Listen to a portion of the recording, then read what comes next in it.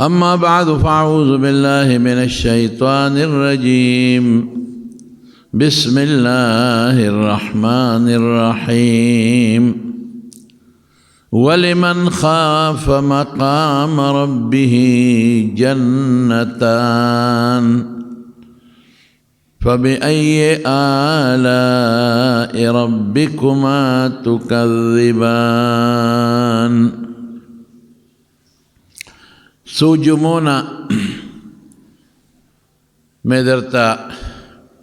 د انسان د کامیابی یو سیس خودلیو ادا چې د الله په در کې ځان جوړول او په زړه کې نرمي راوستل فویل للقاسیة قلوبهم اغا خلق چې د هغوی زړونه سخت دي هغوی له افسوس دی یا ډېر لوی هلاکت دی زړه به په څه نرمیږي یو انسان وایي چې زما زړه کې به نرمي په څه راځي او ما یو جمعه غونډ په دې بیان کړی چې د الله حضور کې وجاړی هغه سترګه چې د الله د یرې نه وجاړي هغې ته د جهنم عذاب به نه رسي دا جړا به په څه راځي نو عالمانو د هغې د احادیثو په رڼا کې څه بعضې څیزونه ښودلي دي خو یو څیز چې ما درته نن یو آیت د قرآن شریف ووی چې الله فرمایي چې د آخرت فکر ځان ته رامخکې کا او دا سوچ وکړه چې د دې دنیا نه به زه ځم او دا دنیا به ختمیږي او یو لوی میدان دی چې هغې ته محشر وایي د خلکو د جمع کېدو ځای هغې ته د قیامت میدان وایي هلته به خلک جمع کېږي او چې څه انسان کړي دي د هغې حساب او کتاب به کېږي هلته به د انسان عمل وزن کېږي او تللی کېږي به اما من ثقلت موازینه فهو فی عیشة راضیه که د چا نیکی درنې شو نو بیا خوشحاله ژوند دی و اما من خفت موازینه فامه هاویه وما ادراک ما هي نار حامیه او که د چا نیکی سپکې شو ګناهونه یې درانه شو نو د هغه ټکانه د جهنم اور دی الله دې مساعدې دا سوچ پکار دی زمانو نو موږ دا سوچ نه کوو په دې فکر کې موږ نه یو نو ځکه زموږ زړه سخت دی موږ له ژړا نه راځي یو انسان سره چې دا سوچي چې زه په دې لاره ځم او دې لار کې ماران دي یا په دې لار کې زمرې دي دی به څه کوي دی به لار بدلوي نو پلار خو د آخرت بدلولی نه شي نو بیا به ته د دې زمري د دې لارې د تېرېدو سامان ځان سره وړئ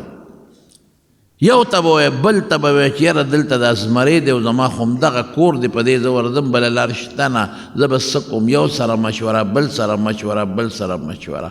دقه رنګینونو د جنت د تلو نه مخکې بلا زمري دي او بلا هلاکتونه دي او لړمانان دي او ردهن جهنم اور دی دا به څه کوم او الله ته مخامخ کېږي د قیامت پر ورځ بالخصوص حضرت عائشہ صدیقہ رضی اللہ تعالیٰ عنہ چې د حضور پاک څومره نږدې بیبي و په ټولو بیبیانو کې د زړه نه زیاته د زړه زیاته مینه ټول نه دې سره او رسول الله صلی الله علیه وسلم دا پیشنګویي ورته کړې ده چې ته به زما د جنت بیبي جنت کې به ما سره او قرآن شریف کې په صورت نور کې د دې په صفتو کې ډېر ګڼ شمېر آیتونه الله پاک نازل کړي لیکن چې د قیامت خبره بیا ذهن ته راغلې ده نو د حضور پاک نه تپوس کړی دی وایي د الله رسوله په هغه لوی میدان کې به زه تا کوم ځای ګورم بغیر ستا نه خو قصه ګرانه ده چې ته زما سپارش وکړې د الله په دربار کې ما خلاصه کې کوم ځای به دې ګورم هم تپوس کوي نو حضور پاک ورته فرمایلو عایشې درې ځایونو کې ما ګورې د دې ځای نه به نه خطا کېږم. یو د حوض کوثر په غاړه چې زه به خپل امت ته د حوض کوثر اوبه ورکوم. دا یو حوض دی، یو د اوبو یو ځای دی او هغې کې ډېرې اعلی اوبه دی. حضور پاک په خپله صفت کړی دی چې د شاتو نه خوږې دي او د پیو نه سپینې دي او د واورې نه یخې دي. او چې کوم لوښي د هغې پراته دي نو هغه د اسمان د ستورو نام زیات دي او خشته دي، لکه د ستورو به چمکیږي او پړقیږي به داسې لوښي دي او په هغې به زما امت اوبه څکي. د هر پیغمبر ګورې خپل حوض شته، خو زمونږ د ښکلي مبارک د پیغمبر د حوض نوم کوثر دی. دا په جنت کې هم شته او دا په دغه میدان د قیامت کې هم شته. هلته مې ګوره، دا ورته نه وایي چې عایشې بېغمه اوسه ته خو هسې جنتي یې. دا ورته نه وایي چې عایشې ته خو زما بیبي هېڅ فکر مه کوه، تا لیس هم نشته. نه وایي دقه میدان کې درې ځایونو کې مې ګوره. دویم به چې کوم دی که وخت کې زما امت سره حساب کتاب کېږي نو د تلې سره خوا کې مې ګوره. یو تله به لګېدلې د قیامت په ورځ باندې، میزان ورته وایي. په هغه تله باندې به زمونږ دا نیکۍ او بدۍ تللی کېږي. دا نیکۍ او بدۍ خو شکل نه لري، وجود نه لري، لیکن د قیامت په ورځ به د دې خپل شکلونه وي. اوس مونږ ته هغه نیکي بدۍ نه ښکاري، خو قرآن شریف وایي الله فرمایي ووجدوا ما عملوا حاضره، چې دنیا کې د څه عمل کړی دقسې مخامخ به درته ولاړ دی. هر چا ته به خپل عمل ښکاري، نیکي به ښکلې وي، ګناه به خراب وي، خراب شکل به وي. نیکي به خوشبویه او د ګناه نه به بدبویي ځي. نیکي به یخ شکل او ګناه به ګرمه د خاصیتونه، نور خاصیتونه هم شته. خدا امام قرطبي په تذکره کې لیکلي د احادیثو په رڼا کې دا به مونږ ته دا نیکۍ خپل ښکاري، مونږ ته ځان هم نشو خلاصولی، مونږ دا نشو ویلی چې دا زما نیکي نه ده. د قیامت په دې میدان کې به ډېر خلک لومبې دروغ وایي، الله والله ما كنا مشرکین، قسم په خدای چې مونږ خو شرک نه دی کړی. مشرکان به قسمونه خوري او دغه رنګې دا ګناهګاران به قسمونه خوري چې قسم دی که دا ګناه ما کړي. رب العالمین فرمایي الیوم نختم علی افواههم وتکلمنا ایدیهم وتشهد ارجلهم بما كانوا یکسبون. په ژبه به بند شي، بلکل مهر به ولګي. مهر داسې مهر نه دی لکه دا زمونږ مهرونه چې دي، یعنې مطلب په یو شي چې مهر ټاپه ولګي خلک وي بنده شوه، لکه یو سړی چې چاړه ګونګا شي خبرې نه شي کولی،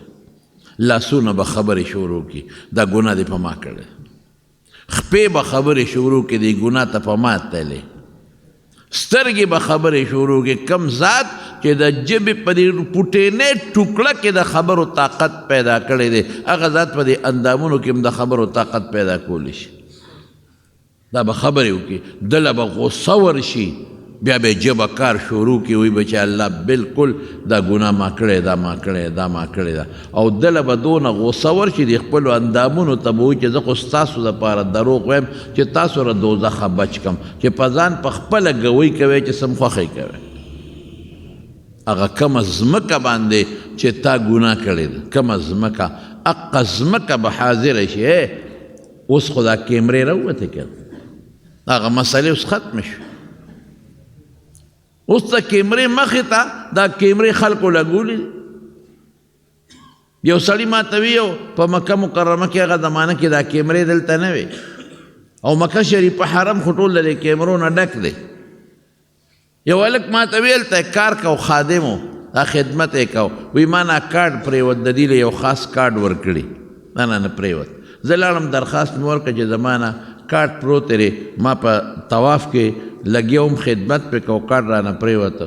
ورپسې ټیټم شوم، خو دونه د خلکو جت و چې هغه کارډ زما نه لاړ. وی هغه افسر ما ته وی چې دروغ وی دا دی بل چاله ورکړی چې هغه پې ګرځي را ګرځي. وی ما ورته قسم وخوړه چې ما بل چاله نه دی ورکړی، په هغې زما پوټو دی، پوټو چینج خو کېږي، بل به سړی پوټو بدل کړي. وی خیر ما ته وی راځه درخواست یې ولیکه چې ته ورشه هغه کیمرو والا ده. چېرته هغوی معلومات والي کیمرو والا لورلم وایي ما ته دا څه ټیم و ما ورته ټیم یاد کړ په کیمرې هغه ټیم او هغه شی راواړه حقه زه ولاړ یم او هغه کیمره هغې ته مخامخ کړه ما نه کاټ پریوځي زه ورپسې ګواښ وکړم خو په هغه رش کې رانه ګډوډ شي وی راته وایي چې دروغ نه وی ټیک وی هم بل کاټ دپاره راته ولیکل بل یې راله راکړه اوس خو بالکل خلک په پرون په دا کیمرې په دې کورونو کې او ځای په ځای خلکو لګولي ځای په ځای کیمرې لګېدلي او هغه کیمرې باقاعده ریکارډینګ کوي پرونه بل ورځنی چې څه شوي درته نو اوس د انسان د کیمرې نه مونږ یریږو او لکه کیمره د ګورې په قلار ګاډي سپیډ کې مه بوځه په دې بار ملکونو کې ځای په ځای کیمرې لګېدلې دي چې سپیډ دې پې لږ زیات کوي او پړق ناري کړي په هغه سات یو پړق ناري کړي دې ورته مخالفه وایي او جرمانه ورپسې ولګي هلکه مخکې کیمره ده ګورې ښه لږ سپیډ مه وه او په قلار ده مخکې عدلته ولې په موټروی د پاسه دا کیمرو والا نه ناسته مخکې ګوره کیمره ده مې تا 1000 روپۍ جرمانه کوي یا 2000 یا 1500 د کیمرې نه دونه یریږي لیکن د خدای کیمره چې د په سر لګېدلې ده د هغې نه یریږي چې ته ګناه کوې د الله د کیمرې نه د خدای علم دی ولې دا پیسې دي اوس د جیبه ځي هغه سزا درته څه موده پس د قیامت په ورځ میلاویږي نو هغې کیمرې نه یریږي د خدای د هغه علم نه یریږي چې زما په ګناه د خدای علم دی یو ګناه نشي پټولی یو سړی به د قیامت پر الله راولي او حدیث کې راځي د ترمذي شریف حدیث دی یضع علیه کنفه الله به پې دا خپل اولی کیدي دا صفت دی د خدای پاک د الله داسې وجود نشته لکه زمونږ په شان الله به ورته دا واړه واړه ګناهونه ور یادوي تذکر ذنبک کذا وکذا اتعرف پلانکې ګناه دې کړې ده یاده دې ده د پوټینې به ورته یادوي دی به یو الله کړی مې ده او دی به لکې وایي چې ای خدایه هغه غټ ګناهونه چې مې کړي دي راته را مخکې نه کې کا دې را مخکې کړل خو غر کې دا واړه واړه به ور یادوي او کړی مې ده تعریف زم دا پلان کې دې کړی دی ته پته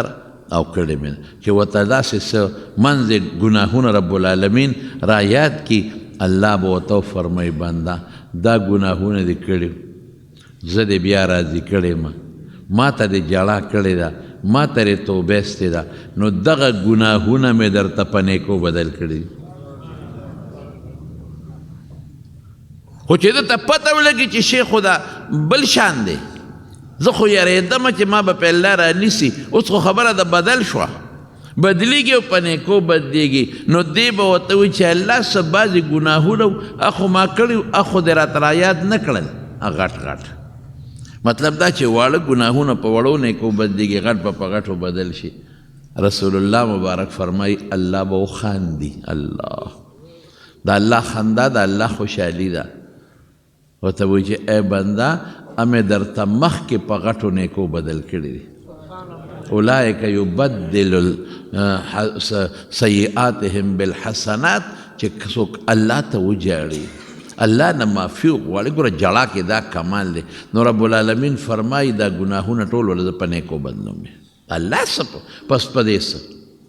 ما يفعل الله بعذابكم دا دنیا کې سزاګانې چې خدای راولي یا د آخرت الله دا ما خو تاسو دې نه پیدا کړی بدبختو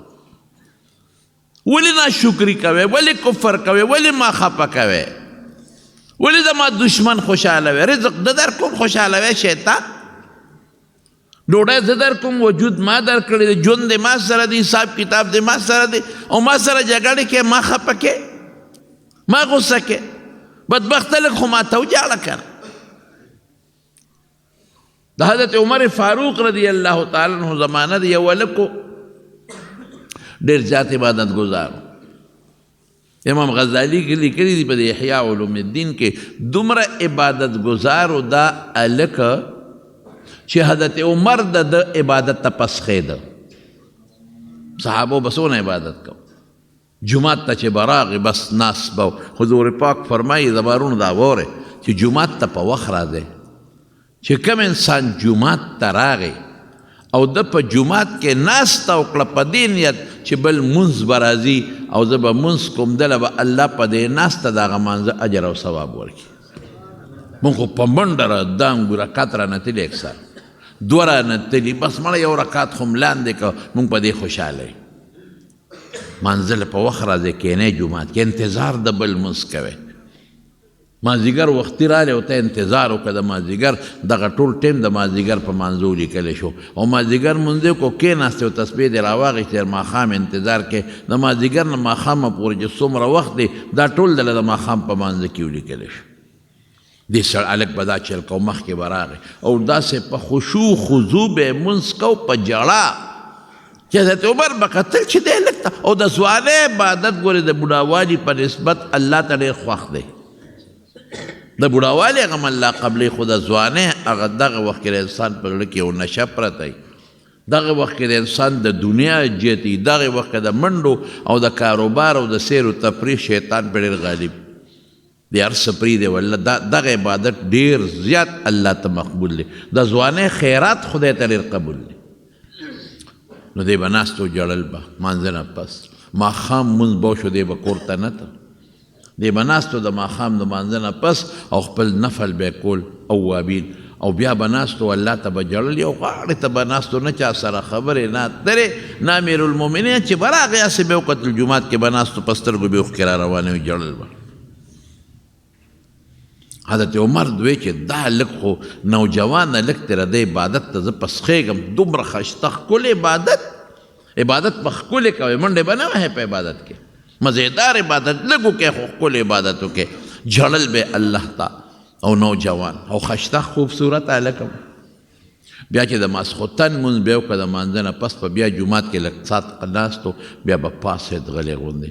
نو بیا یو پلار او هغه بوډا پلار له به لاړه غله به بیا چاپي کوله د هغه خدمت به یې کوه چې هغه به یې ښه اوده که د هغې نه پس به دا هلک سملاستی ده خپل بیبي له خپل ځان له به وروسته ته د پلار خدمت به یې کوه. او ګورې د مارونو اوس تاسو ته هم زه وایم د مور او پلار چې دا کم بوډاګان دي د دې خدمت وکړي په ډېر اسانه جنت ګټلی کېږي. د چا پلار بوډا دی د چا مور بوډۍ ده ځوان به هم کوې خو چې بوډاګان دي ستا خدمت ته محتاج دي قسم په خدای قسم مې راته وخوړ په دې ډېر په اسانه جنت ګټلی کېږي.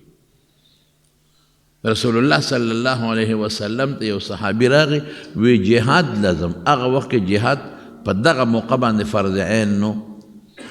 وی الکه والدان مور پلار دې شته وی او د الله رسوله وی ففیهما فجاهد زه د مور او پلار خدمت وکړه دقه ستا جهاد دی. د مور او پلار په خدمت د جهاد ثواب چې کافر سره میدان کې ولاړې هغه الله پې دله هغه اجر او هغه ثواب درکوي. موږ په مور څه کوو په پلار څه کوو مړه خو چې مور او پلار دله خدمت کوي نو مور او پلار دی چې د خدمت نه پرېوتل په خدای بیا وایي استاد جي بابا مې نه جوړه دا واوته خدای پاک دی جوړ کړي نه نه نه نه جوړېږي نه بس چې خدای په خپل فضل وکړي خدای په خپل رحم وکړي مطلب دا چې بس دی ملکه په مې مه وجنه ورشه په دا مری ولا زور وکړه چې اړو قصه د اخلاص چې خدای ظالم خدای په خپل فضل وکړي جوړېږي نه د جوړ دا مو وایه چې یو یاره سخت بیمارې ډاکټر وي نه جوړ دوه وکړې که خدای پاک راته بیا وګرځه دی به بیا ستومانه دی چې بس زره خیرت ته لاړ شي پلار او مور باندې مور دله غوجل غورځوي بس مور ده خو چې هغې له غریبه پاتې شي په خدای کې ډوډۍ وله څوک ورکوي دا مونږ ته پته هر څه نه خبر تاسو هم د هر څه نه خبر یې خو زه بس ځان به پې شپېلي کو غږ به نه کوم د پلار خدمت به یې کوه لاړ مړه اینه پس به وده شو په دې لاره چې به دې جومات ته راته مسجد نبوي ته کور یې لږ بارو او یا به واپس ته دقل تکلیف ښایسته او ښکلي یو جینۍ و په دې لک مینه وه هغې وله ټیمونه نوټ کړي په لاره کې بوته ولاړه وه خو ده به بره نه کتل سر به یې ښکته کړی دا د رسول الله مبارک صفت هم چې په لاره به ته سر ټیټ په یعنې سر مبارک به یې ځمکې ته ښکته کړی حضور پاک په روان په چا مې نظر ونه لګي نو ده به سر ښکته کړی دغه جینۍ ته دغې ښځې ته د چته په ژوند کې نظر نه دی کړی او هغې به اواز هم پې کاو په دغه لار چې به کله ته دې جینۍ به پې اواز هم کاو هغې به کوشش کو چې دا هلک ځان ته زه مایل کم خو ده ورته چېرته نه دي کتلی یو ځل په دغه لاره باندې ماسخوتن مونځ یې وکړو چې کله واپس ځي نو هغه جینۍ ورته آواز وکړو ورته یا انسان یا هلکه ته انسان نه ته زړه نه لرې تا ته د اوازونه هم کوم ته لږ ما ته وګوره زه څنګه ښځه یم او واقعي دغه جینۍ ډېره زیاته خوبصورته وه هم په مدینه کې خوبصورته جینۍ وه ته زړه نه لرې ته څنګه انسان یې ته لږ ما تاسې وګوره چې زه څنګه یم بس دقه وخت کې شیطاني سوچ دله راغی او هغه جینۍ ته یې داسې وکتل او ډېره زیاته خوبصورته وه او ډېره ښایسته وه او ته ویې ګوره زه چې په دې ځای یم تا ته دقلته زه ولاړ چې ته راځې زه راته دقه ځای ولاړ او زما انتهایي بس زما ستا نه بغیر زندګي نه تېرېږي زما ډېر زیات خوښ او ما ته مو ګوره زه مالدار یم مال مې شته حسن مې شته او عزتدار کورنۍ سره مې تعلق هم دی داسې هم نه ده چې ګنې څه ډم یم او یا څه زناکار او پلیت یم د دنیا خلک مې غواړي بس ته مې خوښ یې ما ته نه څنګه انسان بس د زړه کې شیطاني وسوسه راغلی شیطان خو شته که نه شیطان خو ډېر لوی لوی خلک اړولی بس شیطان ورته خپه کېښود راټینګ یې که او پسې ښتې لګېدلې ورپسې خو چې د هغه جینۍ خبره واورېده او د هغې هغه شکل او د هغې هغه خبرو ته یې وکتل زنانو سره ګورې شریعت مسله وګورې زنانو سره پردو زنانو سره چې کله هم خبرې کوې په سخته لهجه به کوې او ښځه هم چې سړو سره خبرې کوي پردو سړو سره بعضې وخت د ضرورت خبره راشي نو په نرمه لهجه به خبرې نه کوي په سخته لهجه به کوي دا د شریعت وینا ټلیفون وکړه مثلا زنانه اوچت که ټلیفون او ته وایي پلانکې کور شته نو دی به ورته دا به ورته خوله چینګی نه نرمې پستې خبرې به نه کوي چې د هغه تمه پیدا شي دا به ورته سختې خبرې کوي نشته دا د شریعت قانون دی یا ډاکټر له لاړه شي ښځه یا بل څه کاري وي نو دا به پرده کې ځي او دا به نرمې پستې خبرې نه کوي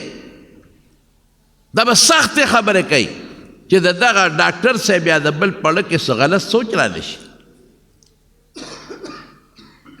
شیطان خو سر خوړلی په دې میانځ کې پروت دی که نه زمونږ یو عالم لیکي چې که ښځه رابعه بصریه وي رابعه بصریه ډېره نیکه ښځه وه هغې په ټوله زندګۍ کې چې څومره خبرې به کولې د الله د قرآن شریف په آیت به یې کولې بس آیت به یې وي د هغې نه به خلکو مطلب خپل اخېسته ډېره نیکه ښځه وه او په بزرګانو کې عبدالله ابن مبارک ډېر لوی بزرګ او ډېر لوی عالم تیر شوی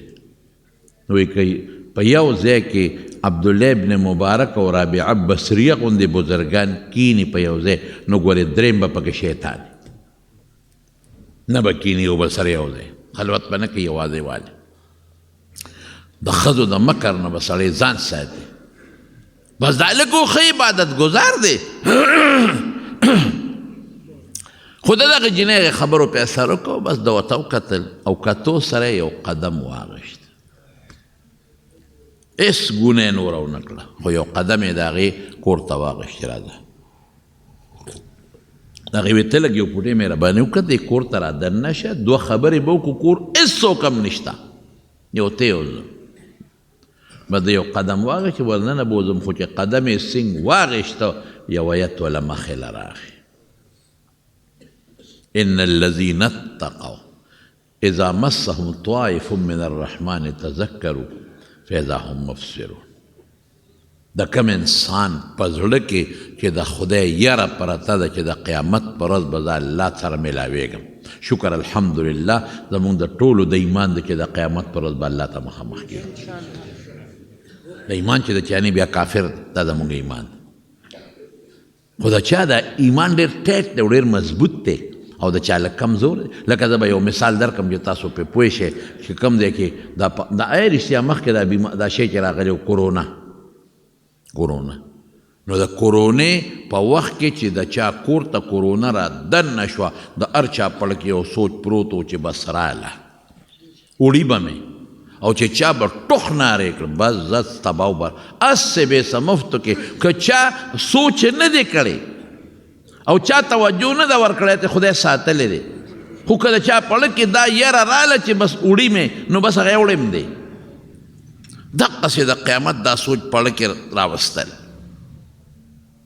ان الذين اتقوا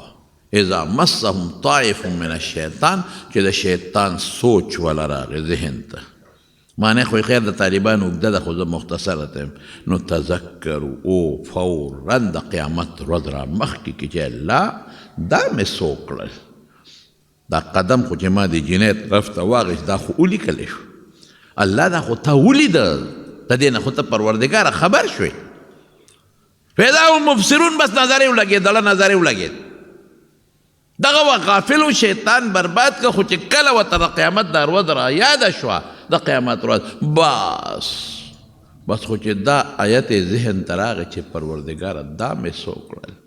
دا خو ولیکلی شو الله دا خو تا ته معلوم شو دا به ته ماته د قیامت په ورځ یادې پروردګار دا عبادت مې که څه لپاره وکړو هر څه لړل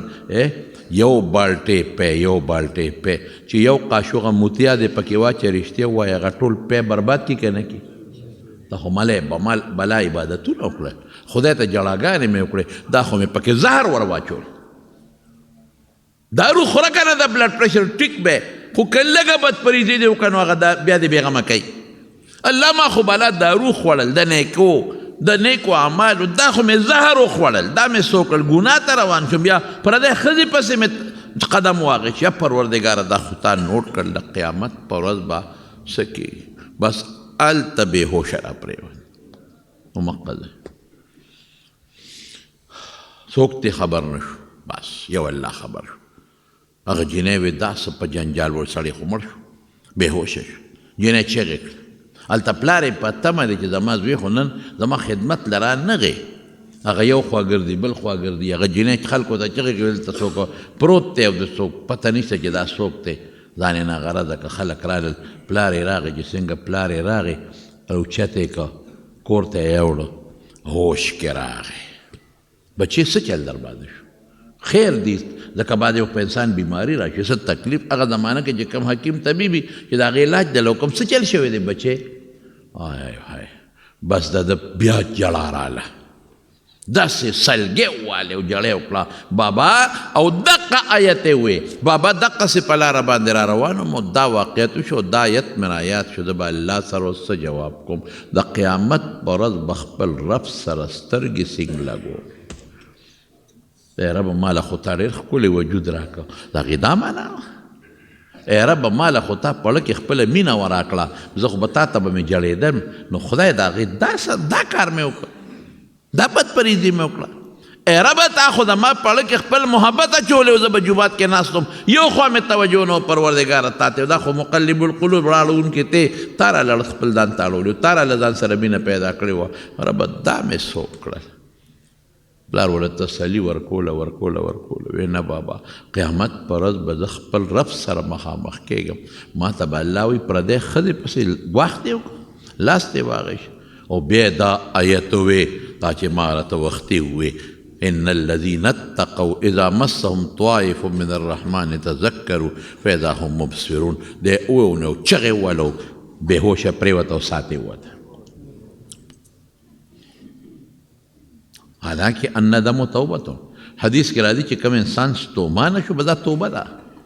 چې دې وجړل په ګناه دا توبه ده لیکن هغه ذهن کې هغه شی د الله بس جړه وه ذهن کې هغه شی پرېوت چې دا ما څو کړل خلک را شپه وخښې کړه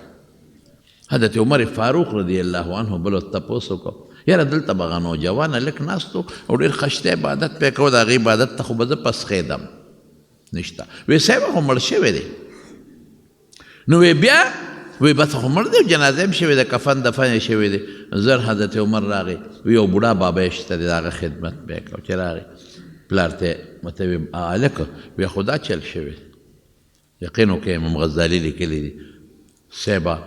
پلار حضرت عمر یې لاړ قبر وی تاسو زه ولې نه خبرولم ما به جنازه کې شرکت کړی ما به جنازه کړې وی د شپې جنازه و موږ ته تکلیف نه درکوم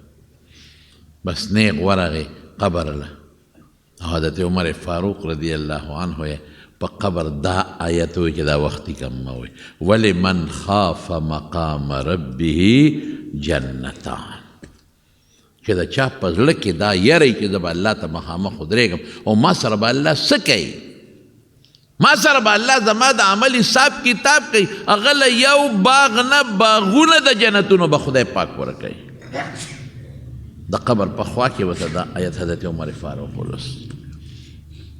او رسول الله صلی الله علیه وسلم فرمای د بخاری شریف حدیث ته امام بخاری یو ځل نه بار بار لیکلی دی دام واوره په بني اسرائیلو کې یو سړی و ډېر زیات ګناهګار بلکې د مړو نه به یې کفنونه ایستل کفن کش به یې پخوا زموږ په دې وطن کې مو اوس نشته زما د یادو نه دي خو ما اورېدلي د مشرانو نه چې پخوا دا کفن کش و چې مړی به ښخ شو د شپې به دوی لاړل غریبي و ډېره زیات غربت و نو هغه مړی به خاورې به یې ترې لرې کړې پلار بچي به ورسره و نو د هغه مړي نه به یې کفن راوویست که بعض به دغسې هم پرېښود چا به پې خاورې ور واچولې ځکه ډېر زیات غربت و پخوا نو دې نه باشو دا قبرونه به یې کنیستل چې کوم تازه مړی به و د هغې نه به یې کفن ایسته هغه به یې خرڅو دا د کار چې کوم وخت کې دی بوډا شو رسول الله صلی الله علیه وسلم فرمای نو بچی راوستل او ځان ته مخامخ کېنو ایو ابن انا بچی د څنګه پلار یې هغې بابا ته خو ډېر ښه انسان یې تا خو موږ ماشومان لوی کړو زموږ د ډېره ښه پالنه وکړه او موږ له دې ډېرې منډې ترړې والې ته ډېر ښه پلار یې ښه اخلاق دې موږ سره استعمال کړل وی بچې بیمار یم عمرم ما سره یو وعده وکړې یو مضبوط میثاق او عهد او وعده به را سره کوې بابا وایه وی چې کله ښه قسمونه یې ترې لاول واغېشتل وعدې یې ترې واغېشتې او وی بچی چې کله زه مړ شم ما به وسوځوې او چې مې وسوځوې نو بیا زما هډوکي به وټکوې ایرې ایرې به مې کې ښه او چې بیا په کومه ورځ باندې ښه تیزه هوا لګي نو زما دا نیمې ایرې به دریاب ته ور واچوې دا نیمې به په دې هوا کې ونولې هو بابا دا ولې د ګناه نه ده وې دا نو داسې کې بچې ما داسې ګناهونه کړي دي که نه که زه رب العالمین ته ور مخامخ شوم او ما له سزا راکوله نو ما له به داسې سزا راکړي چې په ژوند کې به داسې سزا چاله نه ورکړي خلک د جمدو نه غلا کوي ما د مړو نه کړی او بیا مړی مې بیجابه پرېښی دی بربڼ مې پرېښی دی د قیامت پر ورځ چې خلک په خپل کفن کې کم کفن چې دی دې مړي ته ور واچو د قیامت پر ورځ چې دی پاسې دقه کفن به وله خدای پاک ورکړي دی به هغې کې روانې یو حدیث دقسې دی او چې دا بربڼ دی که او کفن دی ته ویسته بیجابه دی که بیجابه غرق دی که ما خو دومره ګناهونه کړي دي چې داسې اړو چا کړي نه الله ته مخامخ شوم چې الله به راسره څه کوي د ده دا نیت نو چې که ځان وسوځم بیا مې خدای جمدې کولی نه شي نه نه نه لئن قدر الله که خدای په ما سختی راوسته قدر یقدرو دا طالبان په پوهېږي تنګش او سختی ته وایي که الله ماله عذاب راکړه خطرناک عذاب به راکړي د دړه کې دا و چې راشه ځان به په دنیا کې وسوځم که په دې خدای پرېښودم چې زه به ځان یې وسوځه او وصیت یې وکړه او ځان یې په دنیا کې ری که زه به لا ورپسې څه پې کوم چې کله مړ شو نو بچو حضور پاک فرمایي بچو ورسره هم عقل وبه چې ویې سوځم چې کله تیز باد لګېده نیمې ری وله په دې وچونوستې او نیمې په دریاب کې لیکن زما وروڼو د خدای نه یو شی هم پټ نه دی الله وی کن فکانه راځه جمدې شه اقصې نیغ ایرې خدای را جمع کړی او نیغ یې ځان ته مخامخ ودرو د خدای نه کوم ځای پټی دی شي او الله ته فورا تپوس کو دا دې ولې کړي جرم د پاسه جرم د ګناه د پاسه ګناه او ته یو ټکی وی حضور پاک فرمای من خشیتک یا رب وانت تعلم خدای په دې د ګواه ضرورت نشته تا ته پته را تا نه یریدم ځکه مې دا کار کړی نشم مخامخ کېدې سترګې مې در سره نشوې لګولې بس ما ویې راشه بس په دې یې معاف کړې چې تا نه یریدم پروردګار الله فرمایل حضور پاک فرمایي د بخاري حدیث دی بالکل ما ته پته ده چې دغه وخت کې ستا پړه کې زمانه یاره وه ګناه دې ډېره کړې ده او فرشتو ته حکم وکړه زره د ټول ګناهونه ما معاف کړل او جنت ته روان کړې زمونږ په ګناه خدای زمونږ په عذاب الله څه کوي انسان الله عذاب نه پیدا کړی د ماشومانو ځان یې کوډګۍ جوړه کړی ماشومان دا سیدونه میدونه جوړي دا واړه د خټې مټې نه جوړ کړي ته ول روان کسونه چغې وایي هغه ځان له یو کورکۍ جوړ کړي د خټو نه ته ول یو لته ورکړه ماشوم دومره لوغړېږي دومره که ته ورته چې بچی راځه دله ښکلی جوړوم ښکلی جوړوم لوغړېږي نه ما ځان له ګوډۍ جوړه کړې وه تا راله ختمه کړه ما پلانکې شی جوړ کړی و تا راله مات که څونه لوغړېږي نو یو ماشوم د خټې په یو کورکي باندې جاړي او چغې وایي او دومره ښکلی انسان الله پیدا کړی دی دا به عذاب ته غورځوي دی عذاب له پیدا کړی دی قسم دی قرآن شریف کې الله فرمایي ما یفعل الله بعذابکم زه ستاسو په عذاب څه کوم یو انسان چې د مور په ګېډه کې جوړېږي په ده په زرګونو فرشتې دننه لګیا دي او کار کوي په زرګونو فرشتې دا خو داسې په اسانه نه جوړي الله عظم کولی شي خو نه الله یو نظام روان کړی دی یو ماشوم چې بیا د مور د ګېډې نه روځي او دی لویږي یرسل علیکم حفظتا قرآن شریف کې الله وی داسې فرشتې مقرر دي د د یو اندام حفاظت کوي کې نه کولې خو د شیطانانو به دا نیکان خلک فورا وجلې دا خو به ختم کړي چې وسوسه ورته چې وجني ولې نه چې بس ختم یې کړم چې دا نیکي ختمه شي دا خو کولی شي شیطان لیکن الله فرشتې مقرر کړي الله په دې خپلو بندګانو په خدای قسم ډېر مهربانه په مونږ الله ډېر زیات مهربانه چې 200 کاله دی خدای ته سر نه دی لګولی شیطان ته دی سر لګولی دی بت ته یې سر لګولی دی شرک دی کړی دی خدای ته یې کنزل کړی دی او یو ځل دی وایي چې الله باس توبه زما د دې ګناه نو د شرک او کفر نو په خدای که دنه تپوس هم وکړي چې دا 80 کاله دی ولې دا ګناه کړی داسې مهربانه ذات دومره کرم والا ذات دومره رحم والا ذات مونږ په هغې کې هم نخرې کوو مونږ کبر کوو مونږ لویي کوو بس په دقه یو څیز الله خفه کېږي چې ته خپې ځان پسې راکاږي او کبر کې لویي کې او الله ته چې وجاړې او د قیامت ورځ را مخکې کې یو صحابي له حضور پاک لاړ او تپوس یې وله کو وی څنګه هغه غریب ځنکدن او مړ کېده بس وی څنګه وی د الله رسول دې وخت کې مې پړه کې 2 خبرې وی څه وی د الله نه یریږم هم ډېر چې څه به کوي راسره او واقعي زما وروڼو چې دا سړی مري زه چې کله دا د مرګ دا وخت ځان ته رایاد کړم دوزخ خو پکې لا وروسته یو غم دی خو به راښکار کړو خو چې دا د مرګ وخت رایاد کړم زه یم خدایه دا به څه چل کېږي کور دې ځان له جوړ کړه بنګله دې ځان له جوړه کړه موټر هر څه ته به ګورې او روان به یې هر څه به راته ښکاري ګورې به چې دا بنګله خو مانه پاتې شوه نظر به دې لګي د انسان د ټولو نه اخري ساه چې وځي د سترګو نه وځي چې دا کوم وخت کې ساه وباسي فرشته او روانې دا سترګې ورته ګوري دا ځکه واز هم پاتې شي اخري د انسان د سترګو نه روح وځي دا سترګې ګوري اوهو دا بچي پاتې شو دا ښځه پاتې شو دا مال پاتې شو دا دولت پاتې شو کارخانه پاتې شو پیسې په بینک کې د بل په لاس کې پاتې شوې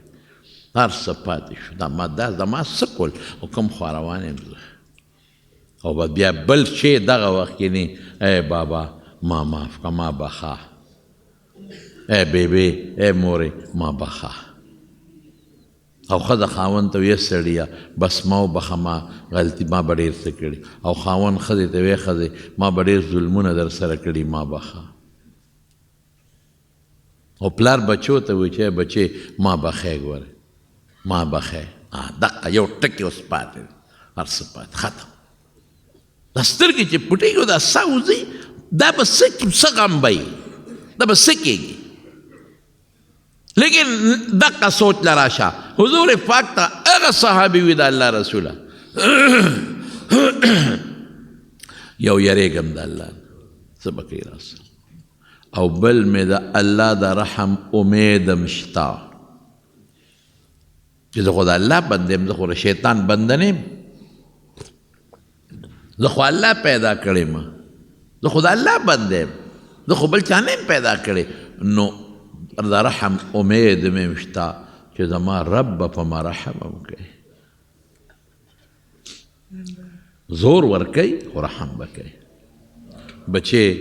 که ستاسو خیالي نو کله دا ماشوم چې رواني وکړي که نه نو دا مورې د دروازې نه بار وباسي وځه بس تا ته زه وایم ورته سمېږې نه ماشوم بچي وي ویې باسي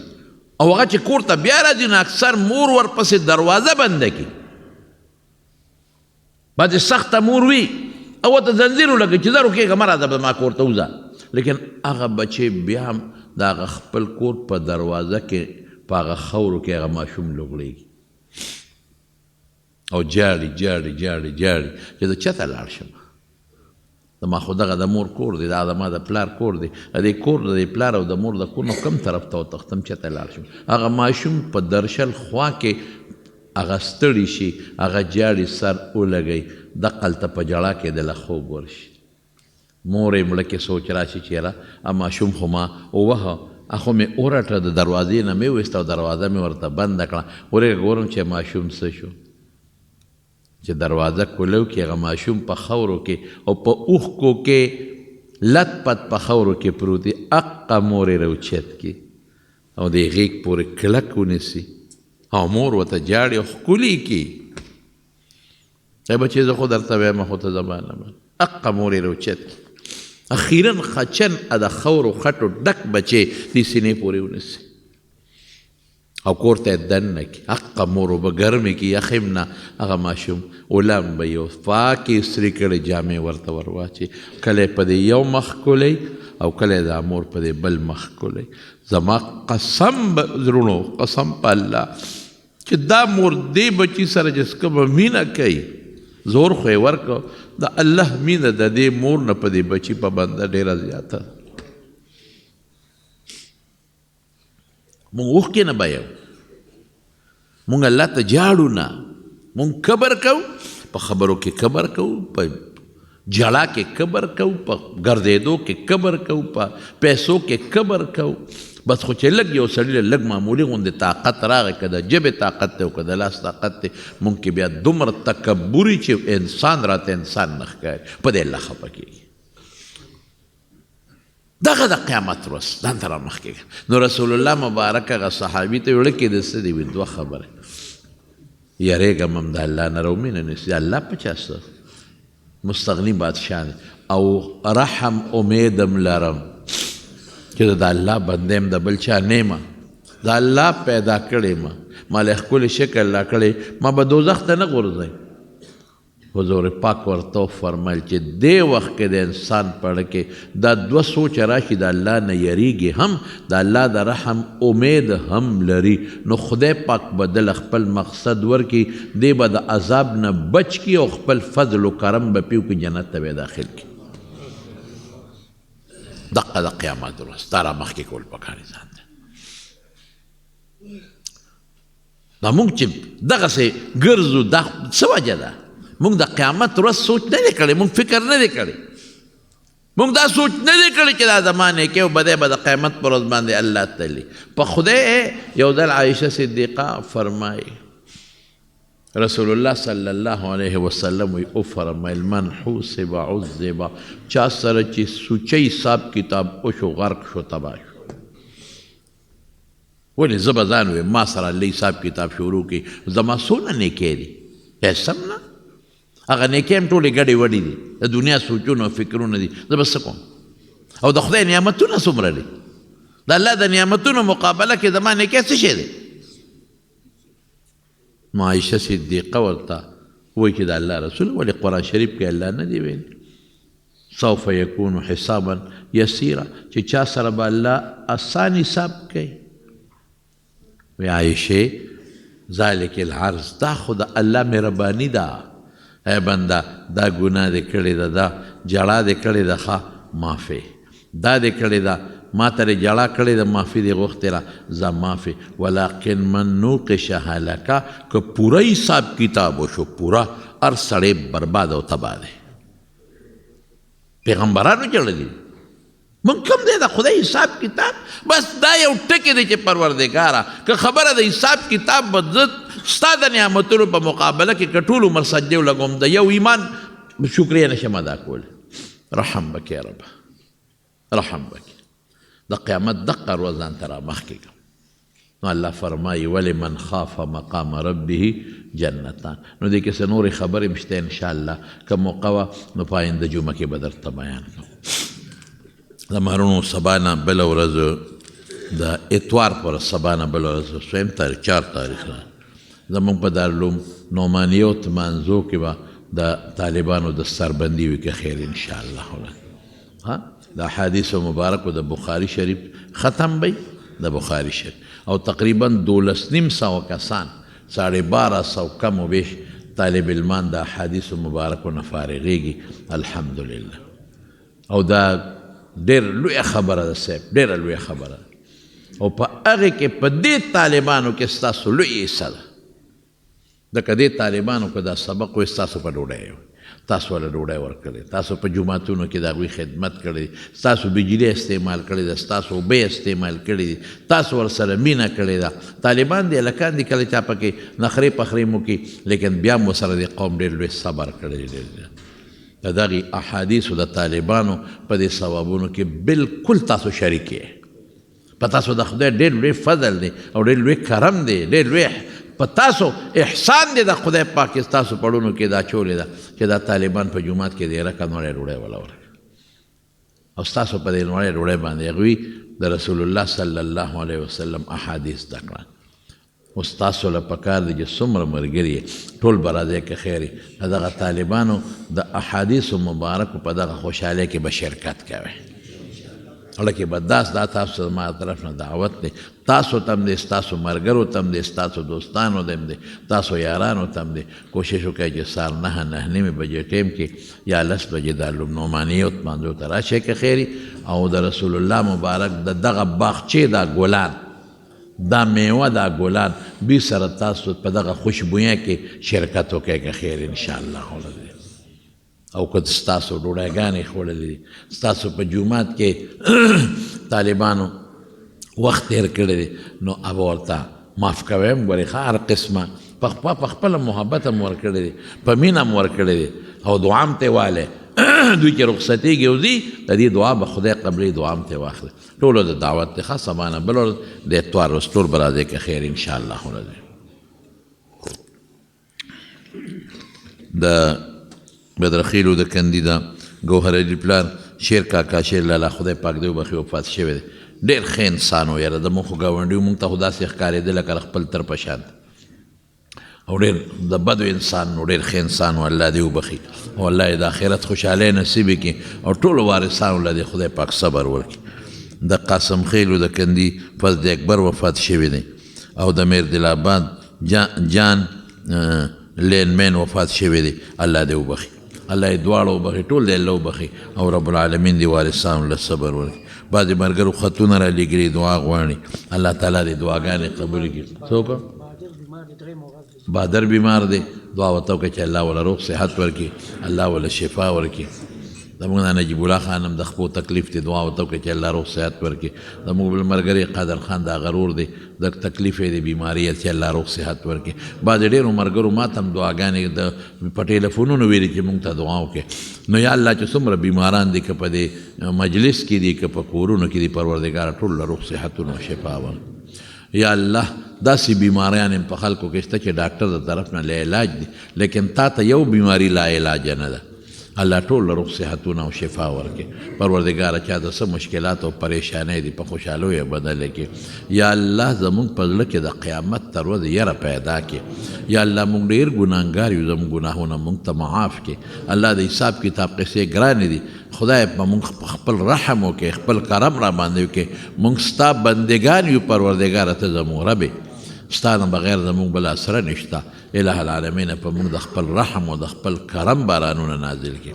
یا الله چې چاته څه د زړه حاجات دي شرعي ولی پوره کړي. الله موږ د حاسدینو د حسد نه وساتې، د شریانو د شر نه مو ساتې. الله د بدنظرو د بدنظرو نه مو ساتې. یا الله د دنیا و آخرت د فتنو نه مو ساتې.